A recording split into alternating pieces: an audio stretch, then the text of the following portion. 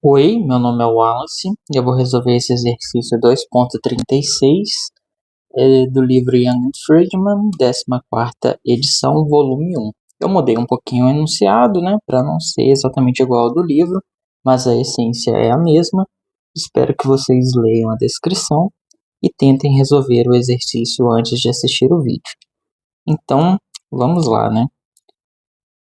Uma pequena pedra é arremessada para cima, com uma velocidade inicial de 22 metros por segundo, do topo de um edifício de 30 metros de altura. Então, vou anotar aqui os dados, né?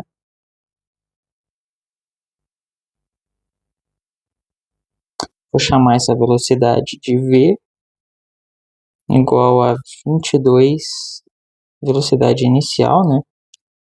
22 metros por segundo, do topo de um edifício de 30 metros de altura. Normalmente eu chamo a altura de h, que é bem comum na física. Provavelmente porque em inglês a altura é com h, né?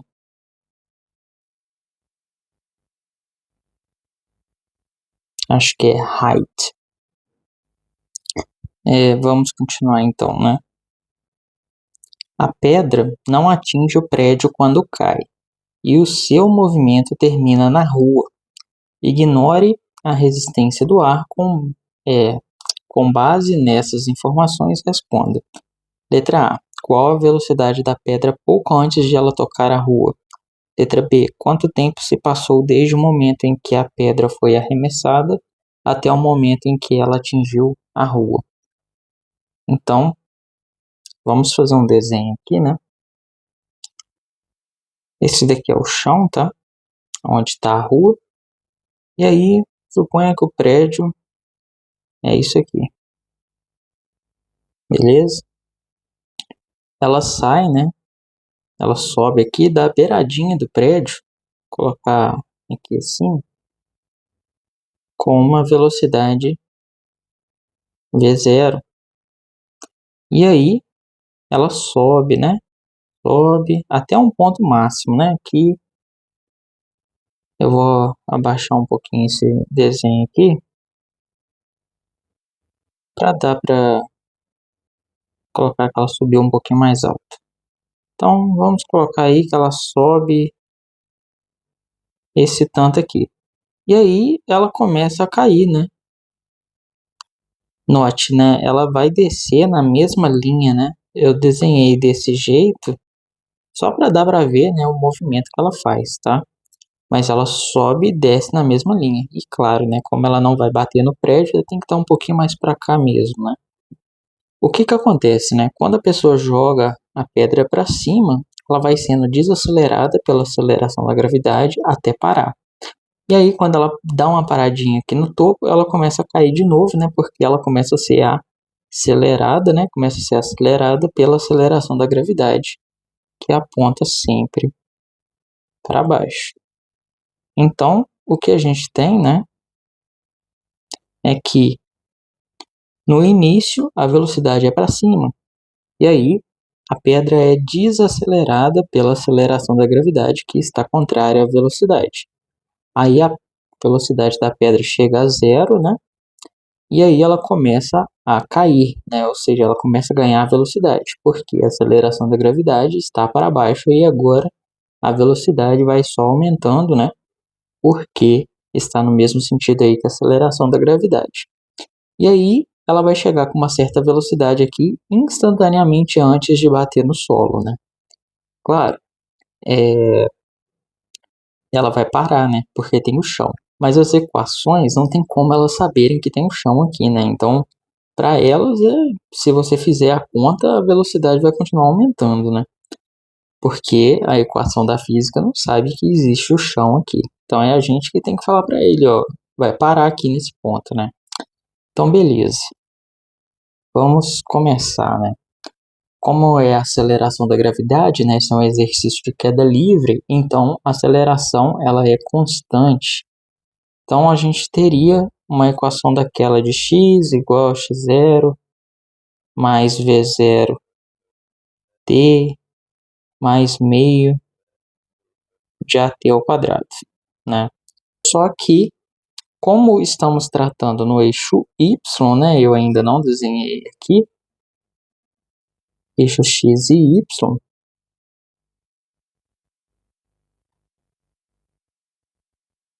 vamos mudar, né, essas equações para a forma que elas vão ser utilizadas, né? Então, vou colocar elas aqui no cantinho e vamos mudar. Agora, a velocidade está no eixo Y, então vou colocar V0Y. E é a aceleração da gravidade, então vou mudar para G. Só que ela é negativa, né? Por quê? Porque o G aponta para baixo e o eixo Y que eu escolhi aponta para cima, beleza? Então, ela vai ser negativa em todos esses pontos. Então, vou mudar aqui, aqui. Note, isso só é verdade para essa escolha de eixos que eu fiz aqui, tá? Se mudar, né, o eixo de posição ou alguma coisa, essas equações aqui também irão mudar, tá? Eu falei isso no vídeo que eu explico o capítulo, né? Então, a ideia é essa aqui, beleza? Então, são essas equações aí que a gente irá utilizar. E na letra A, né, pede para calcular, né, a velocidade da pedra pouco antes de ela tocar a rua. Você pode pensar, né, que a velocidade é zero, porque quando ela tocar a rua, a pedra vai parar. Mas como está escrito pouco antes, instantaneamente antes de bater no chão, ela vai ter um vetor velocidade, né? Então, vai ter uma velocidade aí, cujo vetor, né, cujo esse vetor aqui tem que ter um módulo maior do que esse. Por quê? O vetor que teria um módulo igual a esse seria quando a pedra está passando nesse ponto aqui, né? Ela sobe, desce, e quando ela estiver descendo nesse ponto, ela teria o mesmo tamanho, o vetor, né?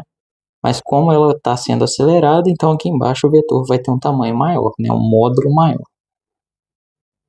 Aqui vai ser o ponto zero, né? Eu sempre recomendo colocar os eixos dessa forma, né? Colocar o eixo Y apontando para cima, o X para a direita e posicionar eles, né, no ponto mais baixo que a partícula, seja o que for que você está estudando aí, vai chegar, né? Então, o ponto mais baixo aqui é o solo, beleza? Então, ele quer saber essa velocidade. Então, os pontos que nós vamos considerar vai ser esse ponto e esse ponto aqui, para poder fazer esse cálculo, tá? Aí note que nessa primeira parte, né, a gente não tem o tempo, né? A gente só tem a velocidade inicial, o h, e nós temos também, né, a aceleração da gravidade, que é 9,8 para a gente, metros por segundo ao quadrado, tá? Aí, posso pôr aqui no desenho também, né, que a altura, né, do prédio que foi dita é esse h, beleza? Então, vamos lá, né?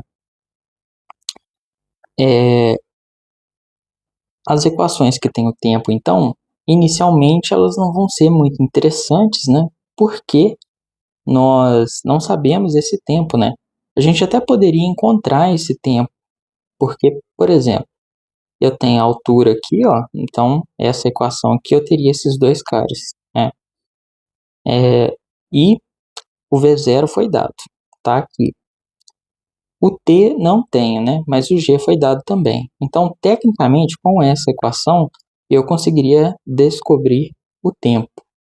E aí depois eu poderia usar esse tempo para poder descobrir aqui, ó, a velocidade, né?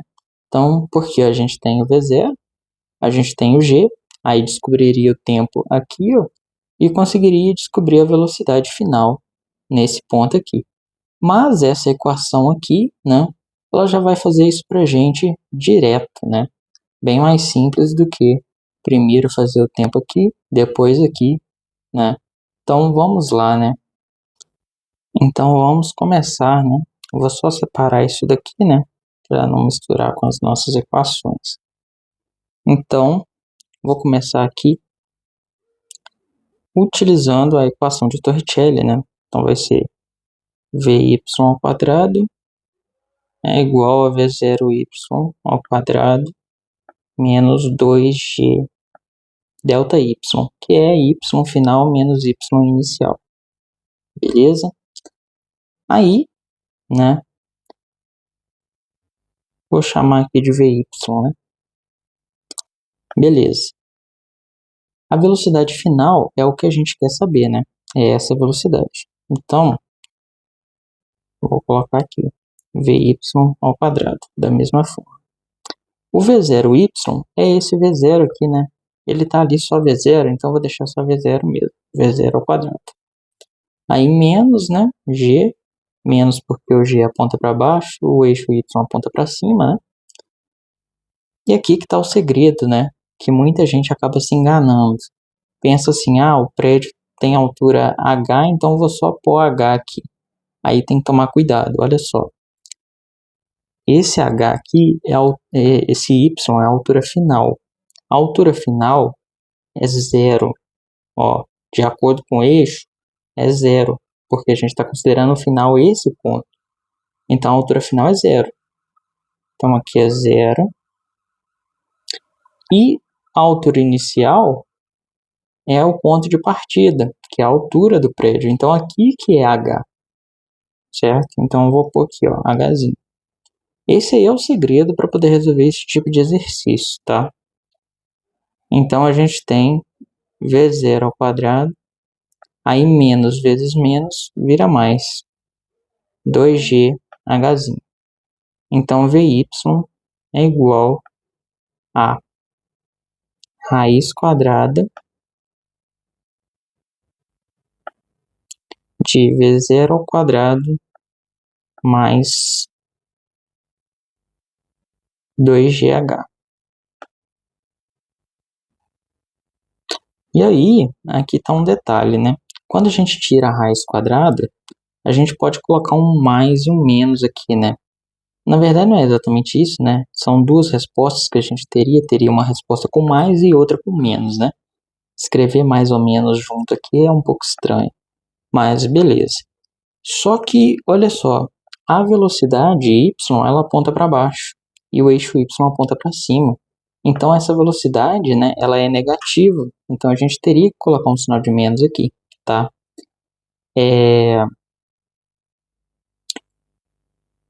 Mas, assim, se o exercício estiver pedindo o módulo da velocidade, aí não. Aí você coloca positivo mesmo, beleza? Mas, como aqui não disse nada, né? Então, eu vou pôr esse menos aqui, tá? Então, agora, vamos lá. Letra B, né?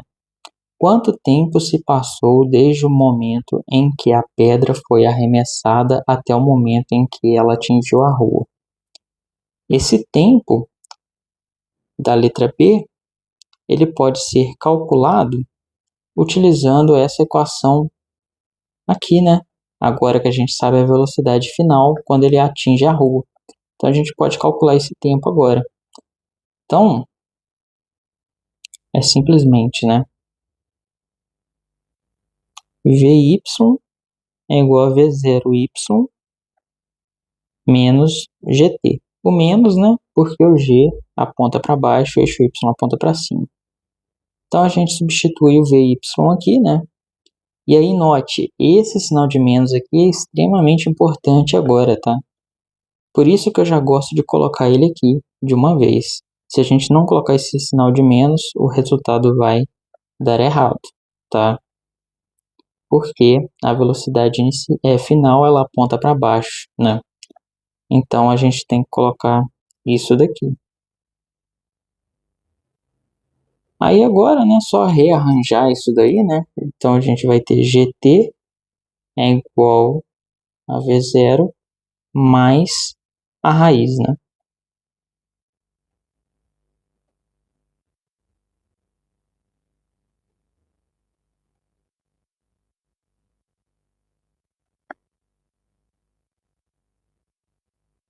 Deixa assim por enquanto. E aí, né, como a gente quer o t, é só isolar, passando o g, dividindo.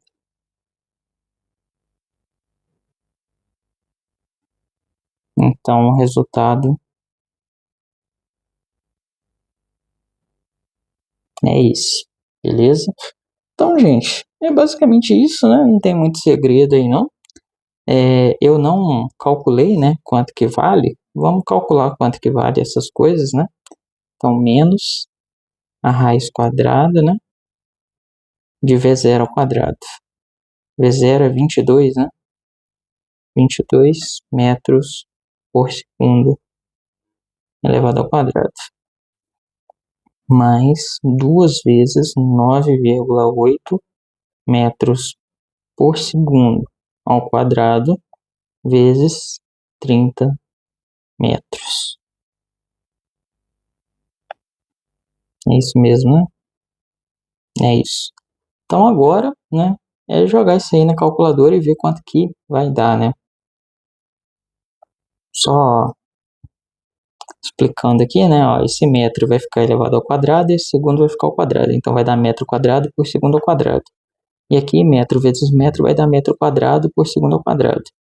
Então metro quadrado por segundo ao quadrado somado com metro quadrado por segundo ao quadrado vai dar metro quadrado por segundo ao quadrado. E aí os dois quadrados cortam com a raiz e sobra metro por segundo, né? Já que a gente está calculando a velocidade, tem que ser isso mesmo, né? Então eu vou jogar aqui na calculadora os resultados e já volto, beleza? O resultado então é de 32,7 metros por segundo. E agora, né, vamos fazer isso para o tempo. 22 metros por segundo mais a raiz quadrada, né,